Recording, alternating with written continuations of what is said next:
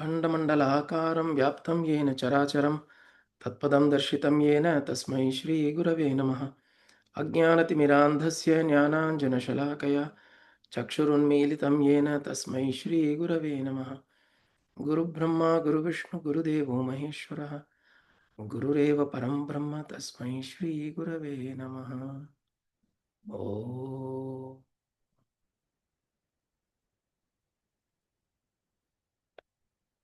Yesterday, after the session, actually this morning, a thought occurred about Dhruva Stuti.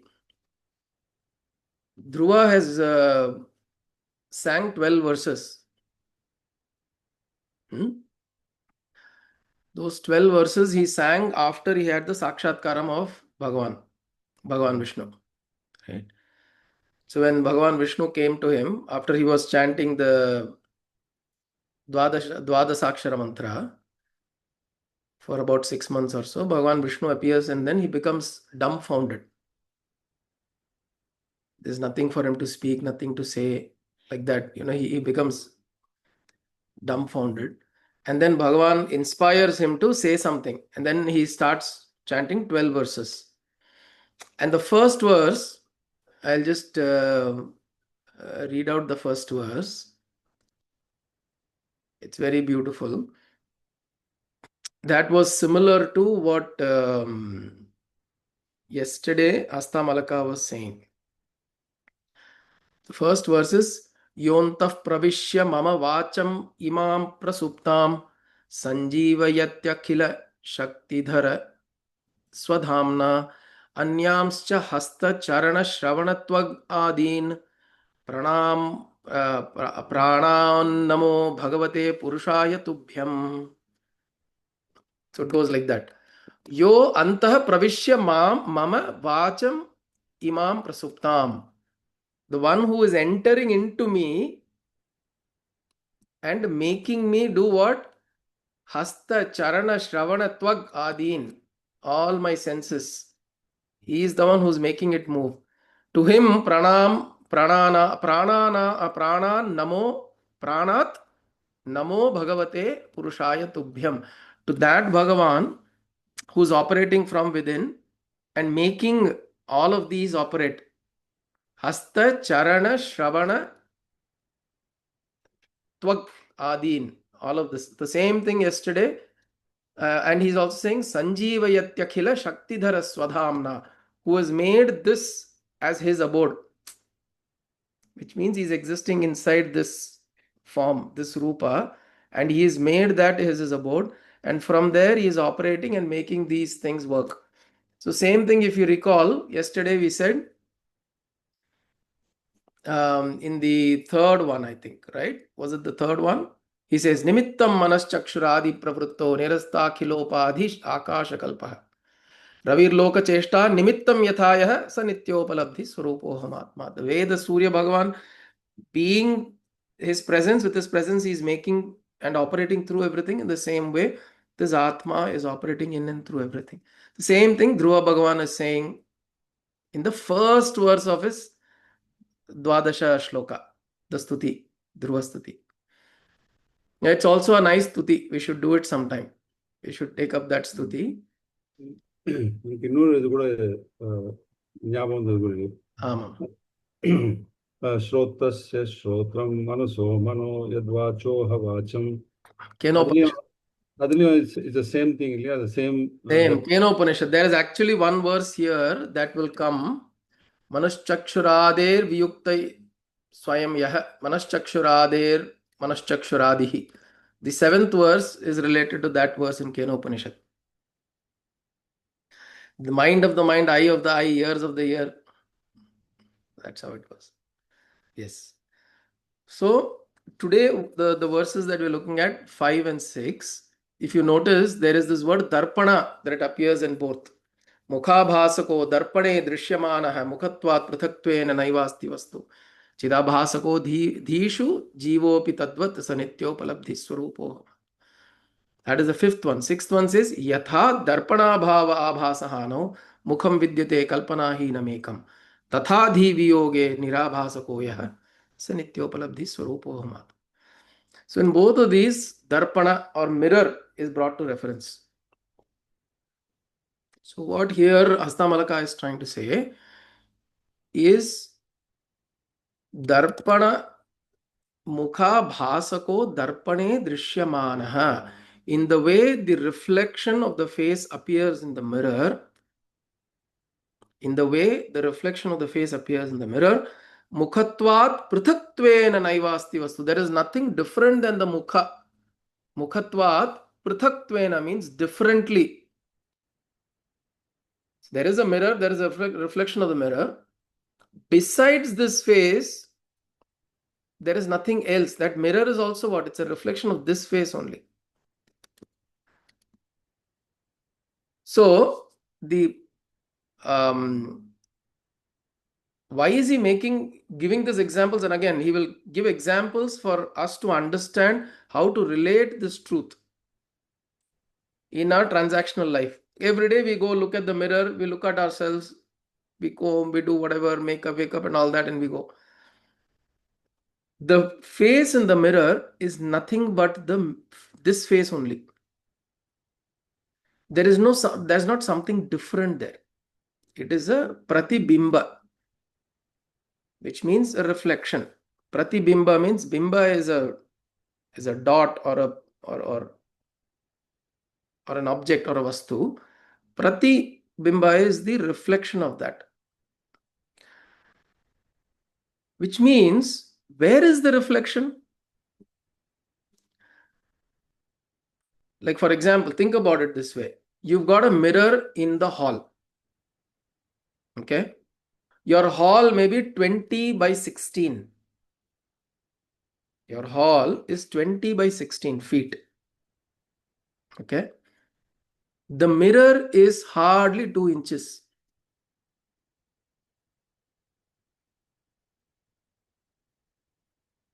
So if you go behind the mirror, will you see 20 by 15, 20 by 16 feet? When you see the hall in the mirror, you see the full hall.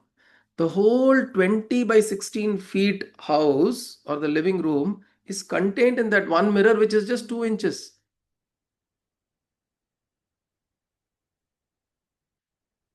How is that?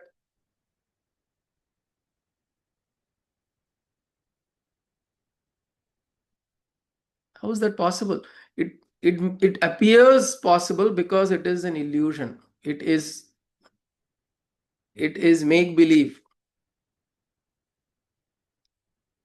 Reflection is not the real thing.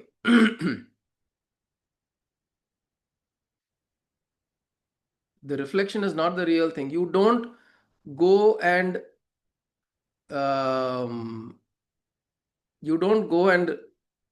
look at the mirror and expect something different to appear than what is here. So the mirror is just a reflection, and also mirror does not store any history. Right? It is not like that witch in the seven dwarfs. Mirror on the wall, tell me who is the most beautiful of all and all. So mirror is not going to talk to you and give you all sorts of fancy things, right? So mirror is exactly a reflection of what you see as truth, what you think as truth, as reality. The mirror is only reflecting that. And that reflective surface makes the whole thing appear inside that. Just that thin material, that doesn't have to even be 2 inches. You make the mirror thick so that it can stand properly or hold itself. If you're making a large mirror, so that the large mirror doesn't fall off, you make it thick. That's all. Otherwise, if you're going to stick that mirror, even a thin acrylic sheet is good enough, which has reflective material coated on it.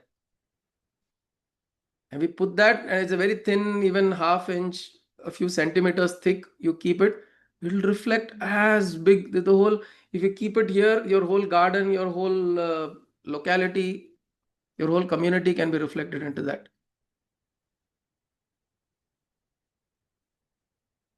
It's interesting, right? Now he brings this example to say this is how we are perceiving this world. The world that gets Vishwam Darpana Drishyamana Nagari. Thank you. This is from the Dakshinamurti Stotram. Dakshinamurti Stotram says this. Vishwam Darpana Drishyamana Nagari Tulyam Nijantargatam. Darpana Drishyamana Nagari. As though this whole world is reflected in the small mirror. Not the whole world, the Nagari, the whole town. When you're actually driving out of a town, you look at the rear view mirror, you will see the town becoming small, small, small, but it will appear in the full mirror. ஞாபகம் இருக்கு குருஜி, நீங்க சொல்லி கொடுத்தப்போ இதே same example சொன்னீங்க. Ah, சொன்னப்போ so the same thing, that which is big or whatever size it is, appearing in this one small thing, the exact same way, he says the whole world is experienced within us.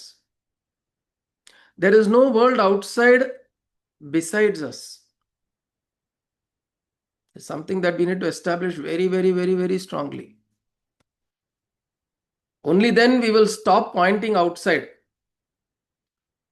We will know that everything that is happening, good, bad, ugly, beautiful, graceful, discomforting, joyful, disease, distress, everything is happening in this.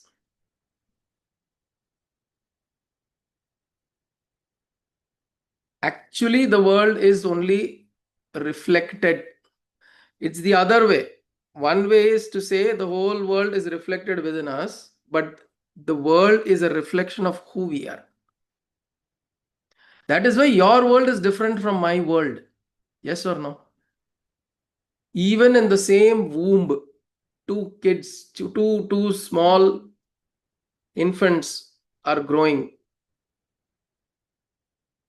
In the same womb, they're in the exact same space, but the worlds are two different worlds for them. They experience the world differently, starting from the womb. We have to, we have to actually drill this well enough to understand the world is not different than what you experience within you. The world will only reciprocate. The world is not going to make things good or bad or better or worse for you. No. It is you. That is why when we started Hastamalakeeyam, I said we have to remember we are getting into a slightly deeper journey. We have to be able to face ourselves, face our truths, face our bitterness, face our aloneness, face our loneliness, face our own selves. That much amount of courage. That is why a lot of these works, studying the Upanishads, need a lot of courage. It is nice to read it as a text and I then mentally tell that I know. But to actually sit and experience what it is saying, it requires a whole level of courage.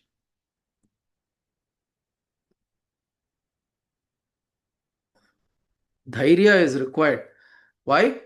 A lot of times for us to sit and even just face our own thoughts, we don't have the courage. We want to escape it. We want to distract. We want to go for a we want to go for a recreation. We want to go to chit chat with somebody. We want to, my mind is so disturbed. I want to go in for a party. I want to go and jump and dance and do whatever. But to sit and just observe, very difficult. Very difficult. Because it requires a great deal of courage. It is like that mirror. Because what happens when you're sitting down and observing, you're looking at a mirror. And you don't like what you're seeing. And when we don't like what we are seeing, what do? We move away from the mirror. Hey, a lot of times when I'm working or something, I'm doing something, my hair all stands up like that. It gets a little unkempt and it'll all stand like that. Then my daughter will quickly take a photo. Say, "Eppadi irukku paru thala mutti." Or she'll bring a mirror so she'll look at your face. Till such time she brings a mirror or takes a photo and shows to me, I wouldn't know. But the world will be looking at me and laughing, mocking, whatever, right? But I wouldn't know. But the moment I face myself, I'll become aware. Yo, I have to fix myself. That is very much required. We must spend that time with ourselves to look at ourselves. We should not wait for somebody, another person to take a photo and go, or the world to look at you and tell or laugh and go away.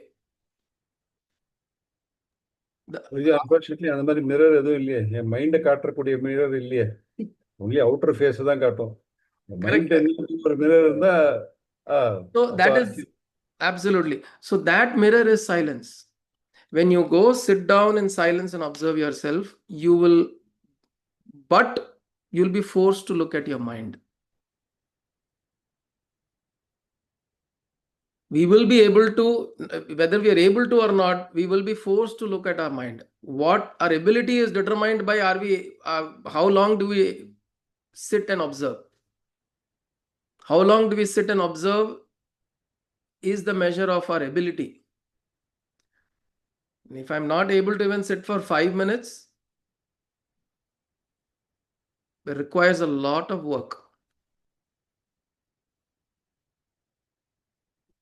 Requires a lot of work.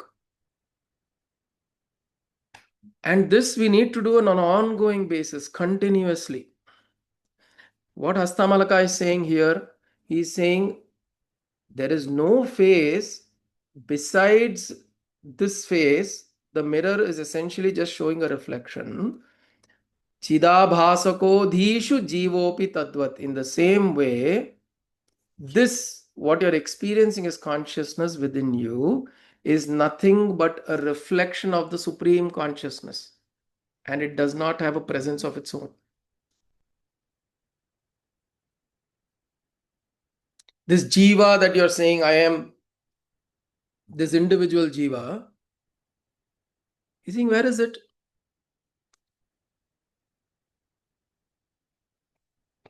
If you actually investigate and see, where is it? I like Chandrama when he said blank.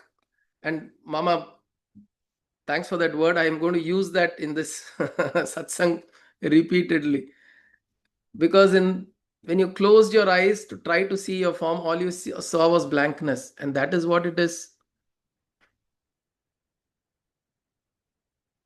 And that blankness is essentially it's not the Swarupa, but it is your experience of your own self. So where is this jiva there? What do you experience as jiva in you? Because the Shastra is saying, I am a jivatma, there is a Paramatma, this, that, and the other. Where do you experience yourself as that? You experience yourself as a presence. Right? You experience yourself when you sit down quietly, when you are able to bring your mind to a particular level of quietude. You experience this presence. When the noise of the mind is reduced slowly, we experience this presence. But this presence that we are experiencing, when you experience the presence, know that you do not experience diversity. You don't experience this presence, this, that, other. No. Presence is just presence. That's it. The mind will come in between to say, this is my presence, that is your presence, or whatever. The differentiation between me and that is created by the mind.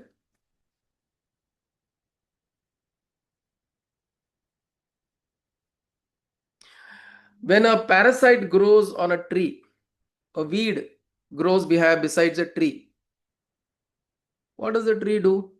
Nothing. It will allow the weed to grow, make it a part of itself. Although the weed may consume more resources and eventually the tree may die. But that, it doesn't say, no, no, no, don't. It will allow it. Because it's all part of that ecosystem. The tree does not individually identify itself. I'm not saying it doesn't mean that we are all a block of wood. What it means is that establishing that individuality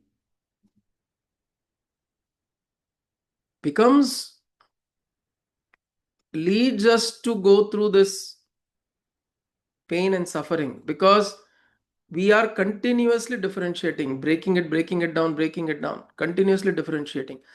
When you just sit down and quiet, there is a sense of just presence. There is no sense of this and that. So he's saying that which you're experiencing as your presence is nothing but the supreme consciousness operating in you. Swadhamna, like Dhruva mentions.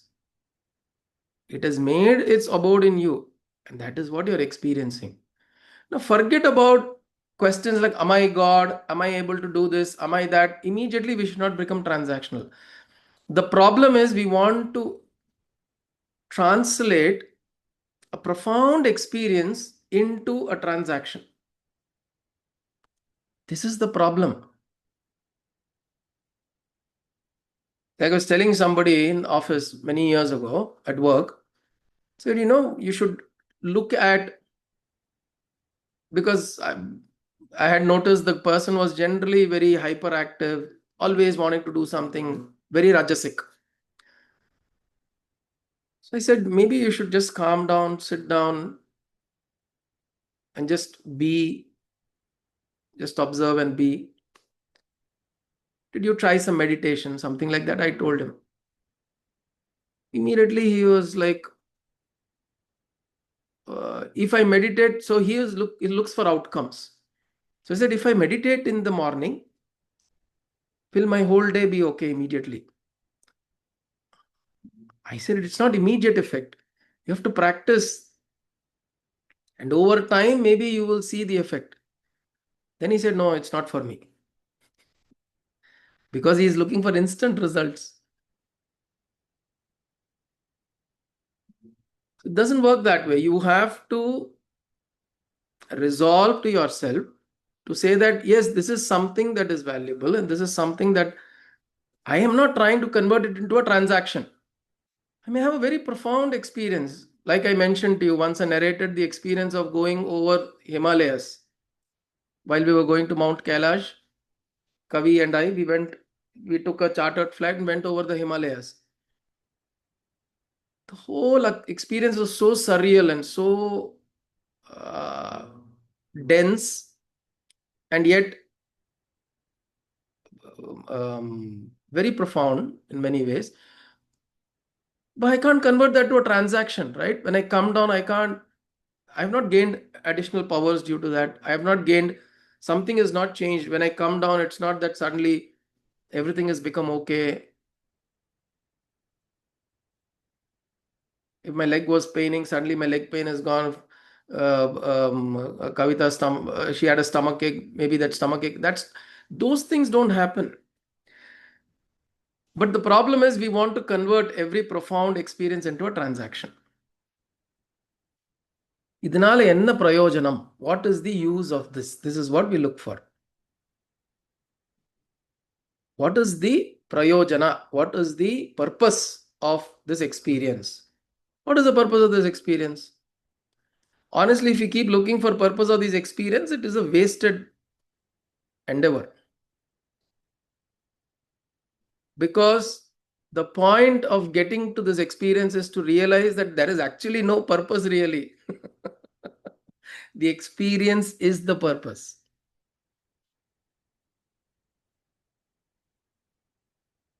See, when a child cries, we all have experienced this. Children, the child wants attention. And when the child cries for attention, if we don't recognize it's wanting attention, you will give it 20 things. Take this toy, take this ice cream, take this, let's watch this TV. It will still keep crying. Right? But then you sit with the child and say, okay, now tell me. Or you look at the child in the eyes, okay, now tell me, what do you want? What do you want to do? What do you want to talk? What do you want to say? then maybe the child will become silent and say, I wanted to talk to you about this, I wanted to say this, I wanted to share this, I wanted to do this. So what it is wanting? Attention, not those transactional objects. Our mind, our being is crying out for that attention, and we are giving it objects. கதறி கதறி அழுதுன்னு இருக்கு. And then we are thinking that by giving objects we will be able to satisfy it. It will never get satisfied. It will keep wailing, it will keep wailing. We've seen this with children, right? When the child wants attention, all you have to do, maybe if it's a small little child, you'll carry and you say, okay, tell me what you want. You speak to the child. You'll see a lot of children will immediately calm down when you just have a conversation, not by just showing distractive things. Of course, I'm not talking about very small kids. I'm saying kids where you can have a conversation with 6, 8 years and above. So when something needs attention, how do you recognize that you need attention?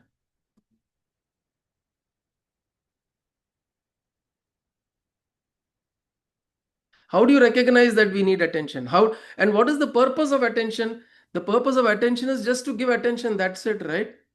Now the child will not say that, oh, my father or my mother gave attention and suddenly I got 5 different things or 4 different things. Nothing. He just paid attention. A lot of times my amma will say this. Parents become children, right, after a certain age. So, and we are generally, when we are grown up, we tend to take the solution provider kind of role. So my mother will share an experience, and then we'll start giving kids, we will start giving solutions. And she'll say, Chumma verum ketukonga, just listen to what I have to say. Nothing, I am not looking for solutions. So it's very important in all relationships. It's an example, but in all relationships, you see that just to be there, just to listen to your partner, to your child, to your parents, whoever, that in itself is a huge endeavor. That in itself is a purpose. There is no other purpose than just paying attention. In the same way, paying attention to yourself is a purpose in itself.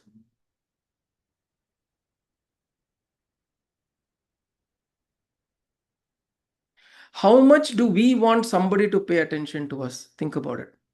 A lot of times we want that, right? My husband is so busy, he's doing everything for the world, he's got no time for me. We want that attention, right? My children have started to grow big and they are going around the world and they have found friends and everything. The same child who was running around, going around holding my sari, holding my costume, that now this child is now going around the world and doing all that it is doing. I am lacking that attention. Unfortunately, we start seeking attention in the world. It is important, but it is not always necessary. Because it will never be sufficient. Understand that. Once we recognize this fact, I am not saying, yeah, of course, you want the love of your child, you want the love of your husband, your wife, you want that, you want some time, you want attention, but it is not sufficient. It should not lead you to a certain state of depression. It should not lead us to a state of dissatisfaction, a state of lack of fulfillment. Because it will never be fulfilling. It will never be satisfying. There is this child inside us wailing and crying for attention. We have to pay attention. We can't ask the world to pay attention to what is crying inside. It is unfair, right? Because they have their own problems, right? Even as a small child, these days, children 6, 8, 10 years, 12 years, children going to school, they have so many problems today. We didn't have those problems. My parents didn't have those problems. But these days, kids, it's unbelievable. the amount of problems they come across. There is peer pressure, there is security issues, they have to keep proving themselves.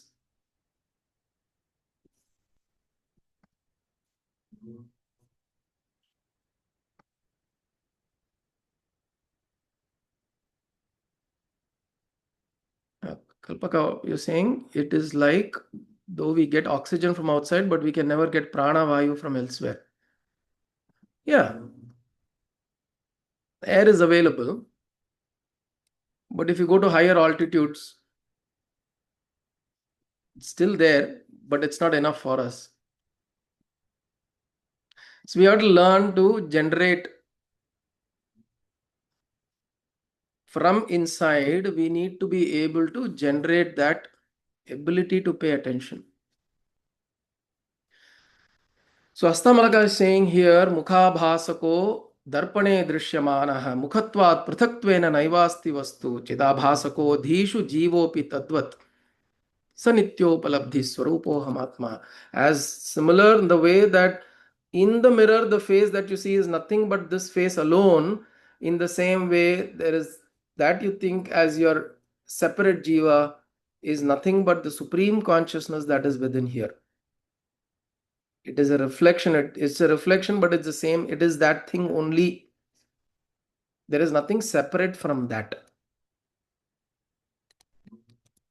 And the next verse he continues to say, Yatha darpana bhava abhasahano mukham vidyate kalpana hinamekam. He says, in the way, in from the when the mirror is taken away, what remains is mukham vidyate kalpana hinam ekam.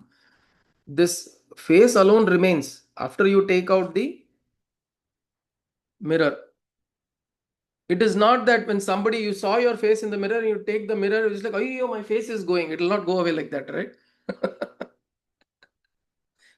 Your face is not going to go with the mirror. You move the mirror, remains. What remains? The face remains. Mukham vidyate kalpana hinam ekam, without any illusory reflection. This alone remains. Ekam. Vidyate kalpana hinam ekam. In the same way he says, tatha dhi viyoge nir abhasako yaha. He says in the same way, you remove this abhasa, you remove this dhi viyoga, which means you remove the layers that we have on us, which is what the mind, the intellect, and all of that you remove. What will remain? Sanityopalabdhi swarupohamatma.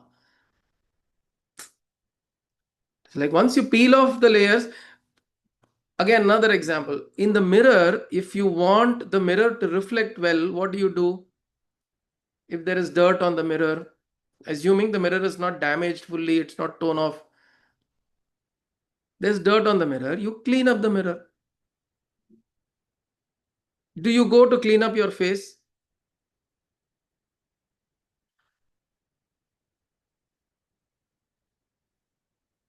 Right? Of course, we clean our face when there's something on the face. But the conversation here is, see, in Vedanta, it is always important to understand the drishtanta. Drishtanta means the example. Use the example as an example. Right? Somebody can go they'll extend the example, say, what if there is something on my face? I go and wash my face now. The point is not that. The point is, when you're assuming whatever it is, as it is that is reflected, if the reflection is unclean, you go and clean the mirror. So in the same way, the mirror here in this example is what? Your mind, your intellect. Dhihi. Your mind and intellect is the mirror in which everything is reflected. You clean that or you remove it. He says Viyoga, remove it. What remains is the Atma, is the self. Because these are called Upadhihi. Remember, we saw upadhi. These are called upadhis, means these are superimposed on this presence that I am. The person is superimposed on the presence, and we can easily access the presence. This is what I'm saying. Vidya kadayadu. See, all of these Sanskrit verses, all of these shlokas, they all may seem very, very profound, very, very ha hu, ha hu, ha hu. Osho, Rajneesh Osho, those who know of this teacher, philosopher, brilliant, brilliant person. Somebody asked him, what happened? What is the first thing you did after you attained realization? He said, I laughed. He laughed for a while. Then the interviewer asked why. He said, it was so damn simple. இதுக்காகவா இவ்வளவு குட்டி கர்ணம் போட்டேன்? Is this for just this thing? Did I have to go for so many lifetimes of sadhana, tapasya, standing on one leg, lying, hanging from the top, rolling, going to this temple, that temple, this guru, that guru? Man, this is it. But that is not our experience right now. He can laugh because it has become his experience.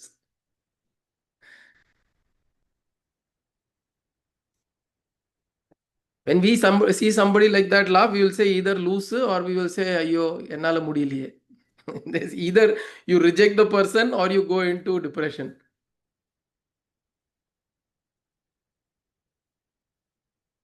But that is what it is. We have to again tell ourselves it's very, very, very simple, very easy. But what it requires is, see, when I was very young, Dr. L. Subramaniam, I used to have a lot of liking for violin. So I learned, played all of that for a period of time. And so my mother would say, when I was in the womb, she went for violin classes and all of that. So some of that samskara probably stuck onto me. So when I was very young, I idolized Dr. L. Subramaniam, violinist. And there was an occasion when he had come to IIT Mumbai, and then I was pretty young then at that time. And when I got to know, I was like, wow, he's come. So me and my brother, went to the show, and this was like not like a show, it was like a chamber concert where we were seated on the floor on mats, and he was just there, like very nearby on a dais, not like an auditorium and all, just like a hall, very, very close interaction with him. So after he played whatever he played and all that, and I asked him uh, to give some tips. So he said, remember, the violin should become a part of you, and you should use all the fingers possible to bring the music out of that. And that is possible only when you do asura sadhana appadinu solluva. This is what, see, this is something that we should learn from asuras, is to do that kind of tapasya. How the only difference between an asura doing a tapasya and we doing should be that asura has an ulterior motive. He wants a material gain at the end of it. We are not looking for material gain. In spiritual sadhana, adhyatma sadhana, we are not looking for material gain. So he said you have to do sadhana so that all your fingers, so he would use the thumb also. Usually in traditional violin, you don't use the thumb to do anything. Thumb is usually kept like that, and all the remaining four fingers used. But he'd use the thumb also. He said, he said his father had told that why not use the thumb? Use that also. So train. He said the fingers should just feel, they should know where they should move. It should become almost intuitive. The same thing. It is very easy when we do enough, we engage with it sufficiently enough. And I'll tell you, this Adhyatma sadhana is not as difficult as doing violin or veena or any instrument. It is not, because it's not physically engaging. It is not very physically engaging. Nobody is saying, go lift this thing, go run here, do that, do this. It is about bringing your intention absolutely clear. And then it is like wiping the mirror clean. Then, when that mirror is clean, you will see a beautiful reflection of whatever it is as it is. And you're not going to judge what it is there. Hair is standing like that, so be it. Yeah. Because you are not, you have recognized that this is the truth. The complication occurs because we have so many methods and techniques and tools and people and gurus and this, that, and the other. Everything has become so large, we think we have to know everything to know this one thing. No. This is what happened to Ramana Maharshi. Just that one thing, he had that experience. He had the death experience. He knew this body and my being, what I am as presence is different from this body and mind. The moment he had that experience, and after that, he was in dhyana, naturally, swabhavika dhyana. And then, when he was in that, all the chants that are coming from the Upanishads are making sense to him. He's saying, oh, this is what it is talking about.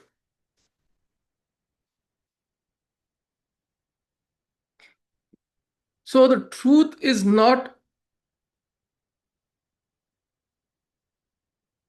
a subject matter. It is the subject. It is not a matter.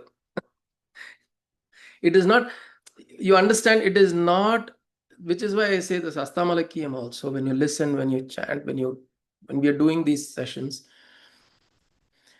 the words may make sense, the words may not make sense, but pay attention, that is all. Just by paying attention, something will go inside. Something will go inside and something will happen.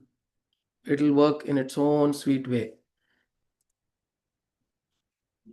And you let it work, let it blossom, because the process, you don't have control over these processes. You may do a whole lot of tapasya. See, exactly like an asura, you may do whole lot of tapasya. And like Kumbhakarna is a nityatvam, will say nidratvam. Finished. Urukshanam. That something else will enter and finished.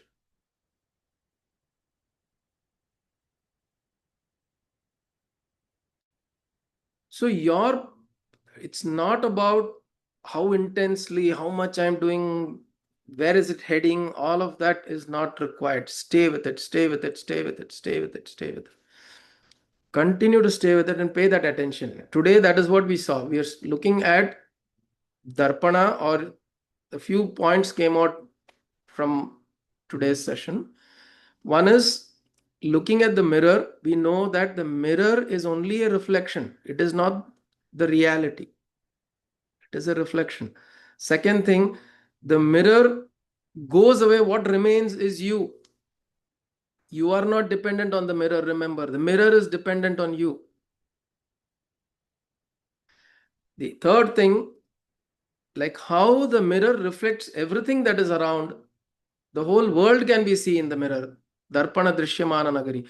Vishwam darpana drishyamana nagari. In the same way, you are a reflection of the whole world. Essentially, it's the other way. I mean, the whole world is in your perception, and what you are is essentially reflected out in the whole world. This is the third thing. Fourth, how do you, when the mirror is unclean, the way the reflection doesn't appear, when you remove the mirror, when you remove the dirt on the mirror, you remove the mirror itself, what remains in the same way, you remove the fluctuations of the mind, you remove the fluctuations of the intellect, and settle down in yourself, in your presence. Trust that presence. Very important. I'm saying some of these things are very key. We are worried about facing ourselves because there is fear that comes from inside. ஏதோ ஒரு பூதம் இருக்கோ ஒன்று.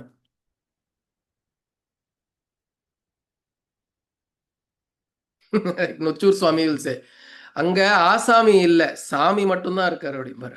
There is no ஆசாமி. We think there is an asami, there is somebody, I am doing this, I am doing that. Nothing. There is only Swami. Bhagavan is there. and we're just playing. See, once this realization dawns, just play. Just play.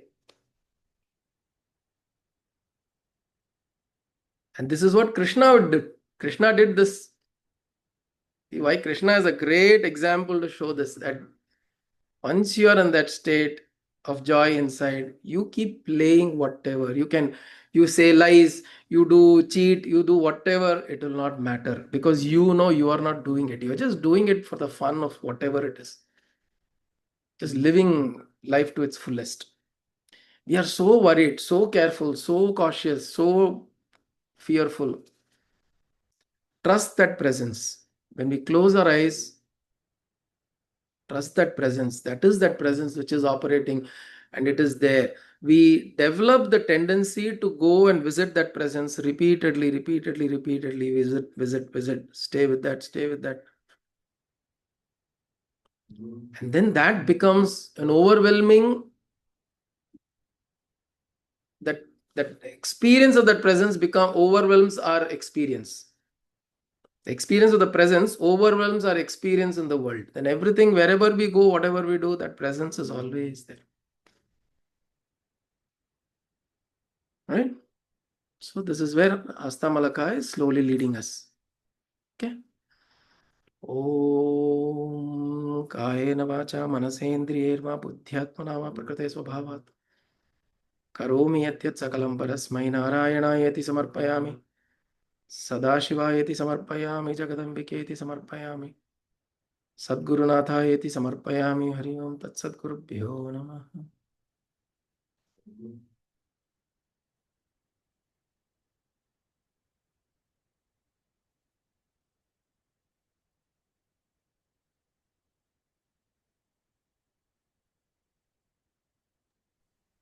If after the session a silence is experienced, I suggest we sit with the silence. After the session is done, also just sit with the silence quietly for some time, because the mind is gone into a mode of contemplation. Just be with it for a while.